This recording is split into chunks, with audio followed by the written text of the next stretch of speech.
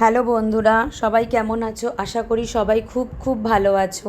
আমি নতুন একটা ভিডিও নিয়ে চলে এলাম খুব শিগগিরই জন্মাষ্টমী উপলক্ষে। আমি ছোট্ট করে ঘরে একটা জন্মাষ্টমীর পুজো দিয়েছিলাম। তো আমার কাছে তো গোপাল নেই, আমার কাছে তো ভগবান তো এ না চাইতেই আমাকে মানে গোপাল দিয়ে দিয়েছে আমার ছেলে। আর আমি এই রাধাকৃষ্ণের যে ছবি আছে এটা আমার দিদিমার ছবি, দিদিমার ঘরে থাকতো, সেটাকেই আমি এই চিত্রপটটাকেই আমি পুজো করেছি। তাছাড়াও আমার ঘরে গণেশ আছে, শিব আছে, মা সরস্বতী আছে, কালীঘাটের কালী যে ছবিটা আপনারা দেখতে পাচ্ছেন এটা হচ্ছে আমার বাবার বাবা, মানে আমার দাদুর ছবি, দাদুর ঘরে রাখা থাকতো। তো সেই ছবিটা কে আমি পুজো করেছিলাম। তো আমার সাধ্যমতো আমি জন্মাষ্টমীর দিন একটু ঠাকুরকে পুজো দিয়েছিলাম। সেইখানে কৃষ্ণের মানে গোপালের সবথেকে পছন্দর ফল বেদানা ছিল। আর বেদানা হবে কৃষ্ণের, আর রাধারানীর পছন্দের খাবার থাকবে না সেটা হতে পারে, তাই রাধারানীকেও আমি দিয়েছিলাম তার প্রিয় ফল আঙুর।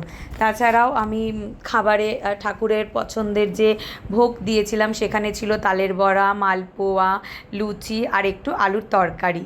আর বাটি ভরে মাখন দিয়েছিলাম, কেন কৃষ্ণের তো খুব পছন্দ, মাখন ছাড়া তো পুজো একদমই অসম্পূর্ণ।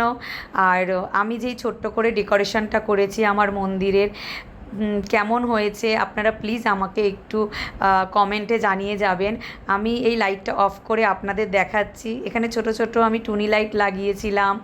আর এই যে গাঁদা ফুলের মালা, এগুলো অরিজিনাল না, এগুলো প্লাস্টিকেরই আর্টিফিশিয়াল মালা, সেগুলো দিয়ে একটু কোনো রকম ডেকোরেশন করেছিলাম যেটুক আমার মানে মনে হয়েছে।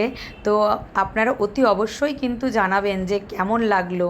আর এদিকে আমি ঠিক পুজোটা করেছিলাম রাত্রি 12টার পরে, কেন অষ্টমী শুক্লপক্ষে রাত্রি 12টার পরেই কৃষ্ণের জন্ম হয়েছিল, তো সেই নিয়ম মেনেই আমি পুজোটা করেছিলাম।